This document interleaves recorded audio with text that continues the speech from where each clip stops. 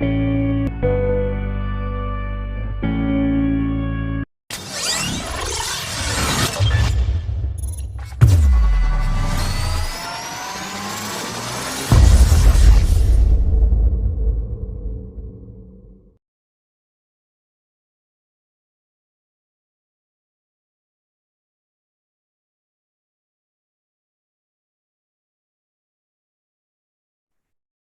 morning to all. I am Mrs. Geeta, Assistant Professor, Department of ECE, SSM Institute of Engineering and Technology, Dindigul. Now I'm going to take IEEE 802.11 Wireless LAN from the subject EC 8004 Wireless Networks.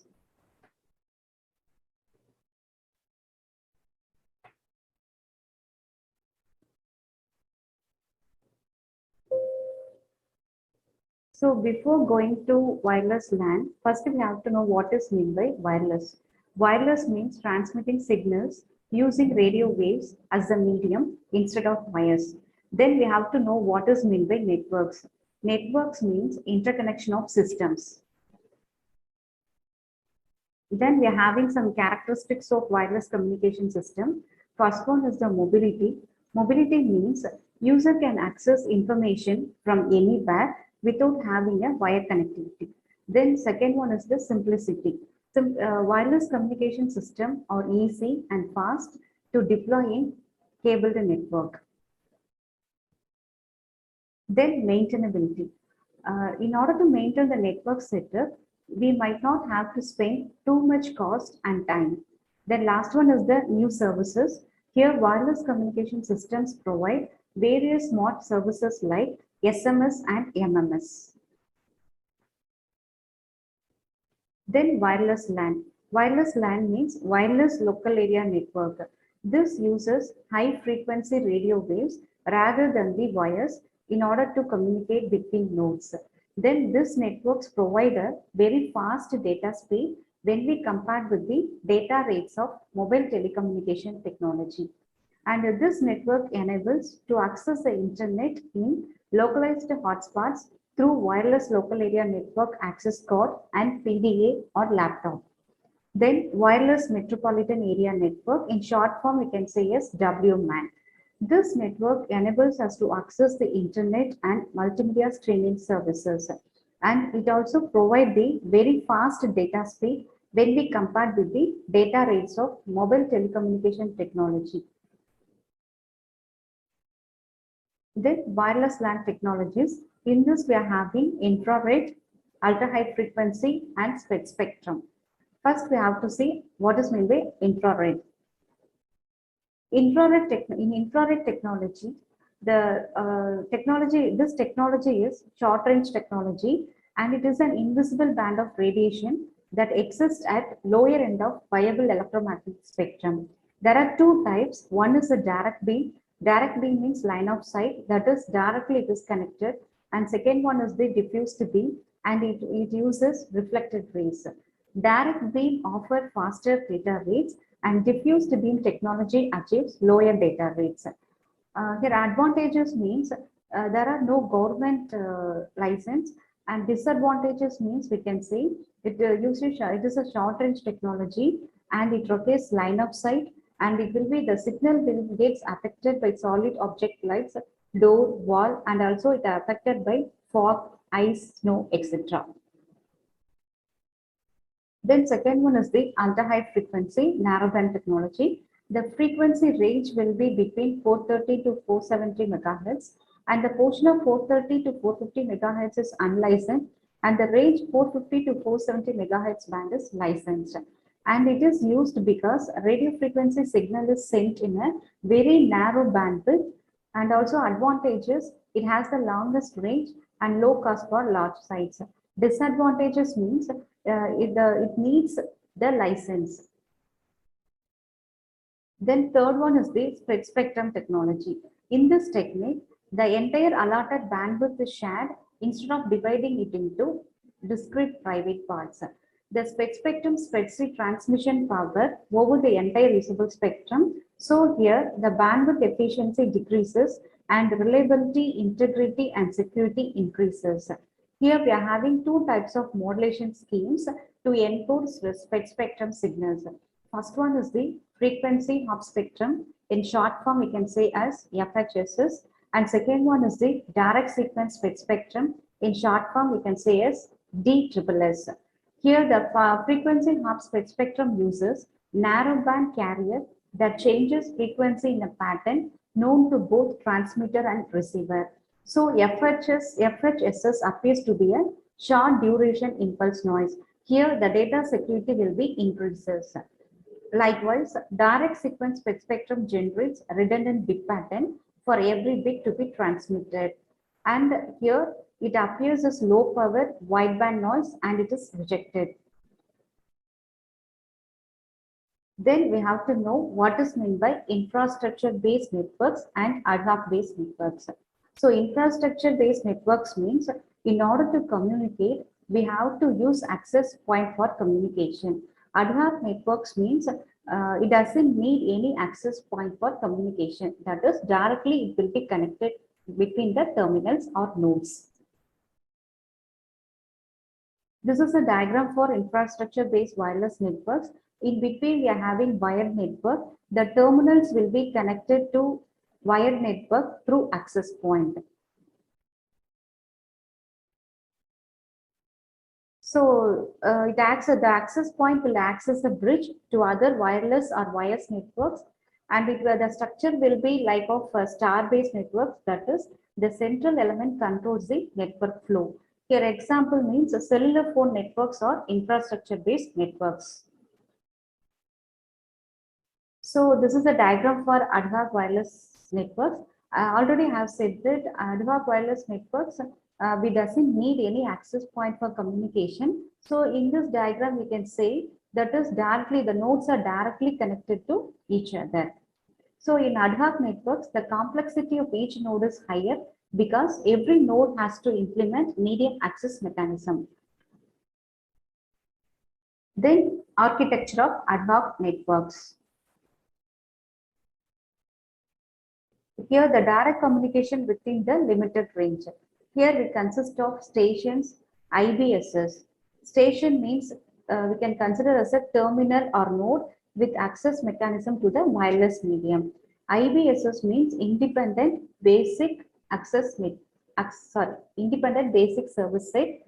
That is group of stations using the same radio frequency, we can say as the basic service set. So for example, in the first diagram, the station 3 can able to communicate to station 1 as well as station 3, but it cannot communicate to station 5.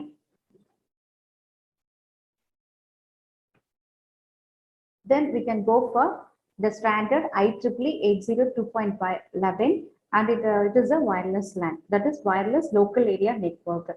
Here we are having three subtopics. One is a system architecture, second one is the protocol architecture, and third one is the physical layer.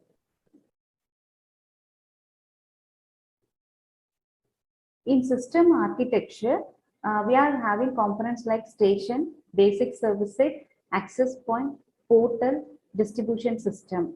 That is, already we have known that what is meant by station. Station means it is a terminal or node with access mechanism to the wireless medium and radio contact to the access point.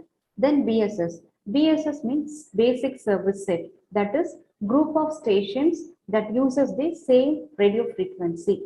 Then access point.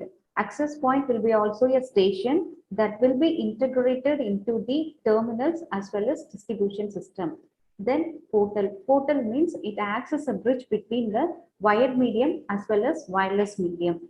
Then distributed system. Distributed system means interconnection of networks that will connect the other networks.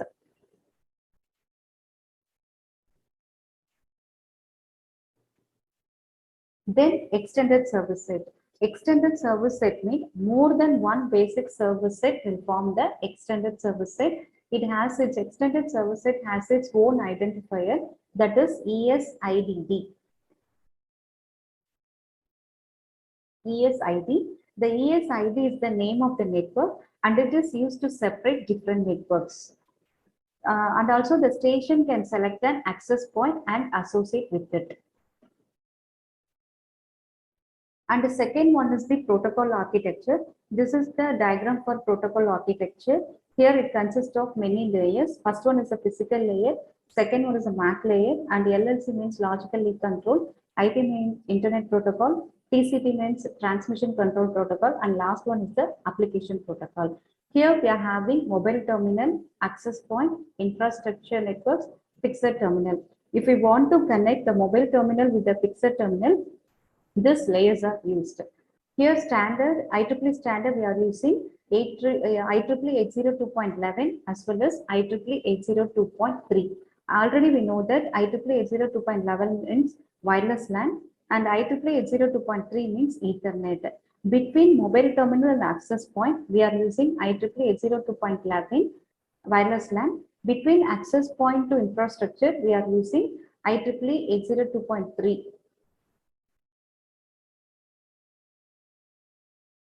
So this we have to consider the physical layer and data link control layer.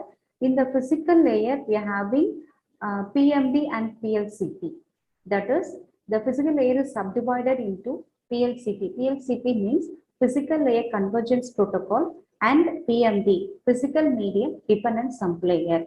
Here, the main work of the physical management includes channel tuning and physical maintenance.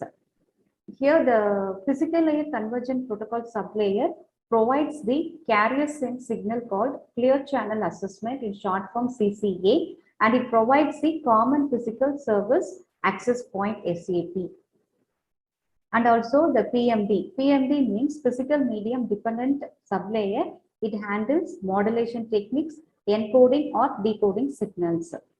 The basic work of the MAC layer. MAC means medium access control layer. It includes medium access, fragmentation of user data, and encryptions. Here, the clear channel assessment, the CCA means before transmitting the data, we have to sense the medium, whether it is ideal or active.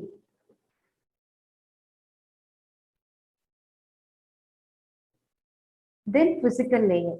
In a physical layer, it supports three different physical layers. One layer based on infrared and two layers will be based on radio transmission. So it offers a service access point with 1 or 2 megabits. Transfer rate to the MAC layer. So there are three versions of physical layer. One is the frequency hopping spectrum, and second one is the direct sequence spectrum, and third one is the infrared. And already we have seen what is meant by infrared. So first thing we are going to see frequency hopping spectrum. Frequency hopping spectrum is a spectrum techniques which allows for the coexistence of multiple networks in the same area by separating different networks using different hopping sequences. So the original standard defines 79 hopping channels for North America and Europe and 23 hopping channels for Japan. The selection will be achieved by using the pseudo-random hopping pattern. Here we are using the modulation techniques as GFSK. GFSK stands for Gaussian shape frequency shift keying. While sending and receiving at 1 megabits per second, it is mandatory for all devices. And this is the frame format for frequency hopping spectrum.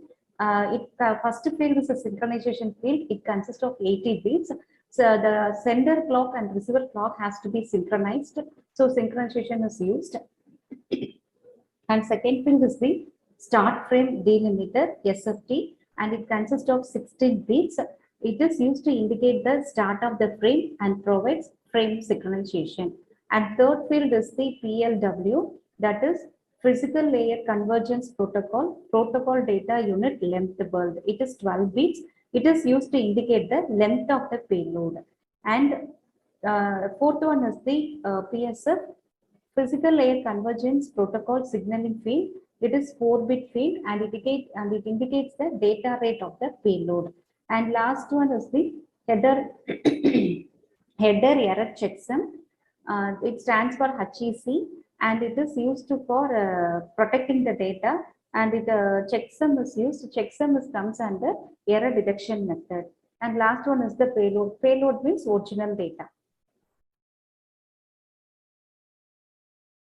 And last one is the direct sequence SPECT spectrum. Direct sequence SPECT spectrum is the alternative SPECT spectrum method, separating by code and not by the frequency. And it is achieved by using the 11-chip Barker sequence, and it will will be of +1 -1 format. And the characteristics of this method will be robustness against interference. And here the implementation will be more complex when we compare to frequency hopping SPECT spectrum. The modulation techniques which we are using is differential binary phase shift keying, that is DBPSK, and differential quadrature phase shift keying, DQPSK method. And this is the frame format for the DSSS. As we seen for the FHSS, first phase is a synchronization. It consists of 128 bits, and it is used for synchronization. The sender clock and the receive clock has to be synchronized. And second field is the SFT, start frame delimiter.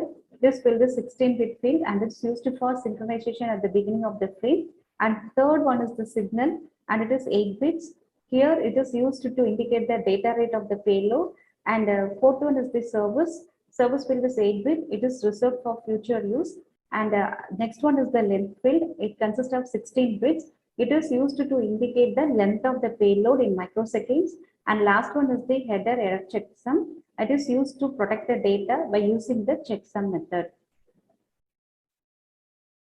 Thank you.